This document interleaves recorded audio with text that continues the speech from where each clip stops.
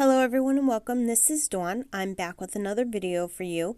Today I'll be using the new Whimsy Stamps Make a Wish die set and the new Eat Cake paper pack. This is such a great paper pack, I thought I would share it with you. You get 30 single-sided sheets so you don't have to decide which side of the paper to cut anymore, and you get 2 of each print. The images look so real it makes you want to eat a slice of cake. I'm going to be using this stripe piece for the background of my card. So let's get started. First, I'm going to die cut the rectangle using the Whimsy Stamps Wonky stitch die. Then I see where I want it to fit on my piece of pattern paper. Once I have it where I want it to go, I cut the pattern paper down to 4 inches by 5 1/4 inches.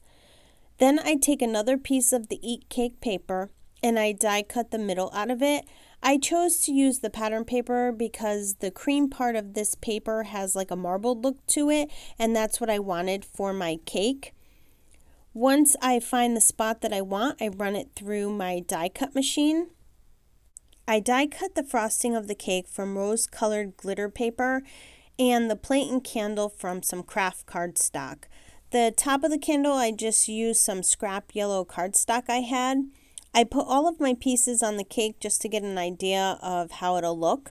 I wanted to add some color to the edges of the plate and the candle, so I brushed the edges with Distress Oxide ink. I used the Vintage Photo color. I thought it blended well with the craft paper.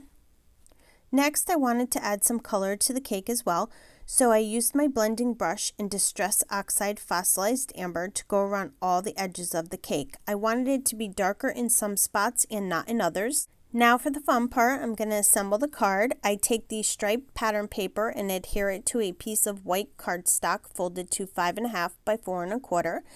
Then I put some craft foam on the back of the wonky stitched white rectangle and adhere it over the striped panel. I glue the cake to the front of the card. Then, before the glue dries, I glue the candle underneath the top of the cake. I glue the flame on top of the candle.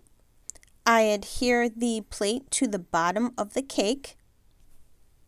I glue all the icing on the cake. I start at the bottom of the cake, working my way up towards the top so that the icing layers can overlap each other, and it looks like it's dripping down onto the next layer.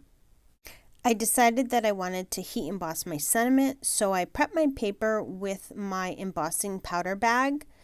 I stamped the image with Versamark ink, and then I put white embossing powder on it.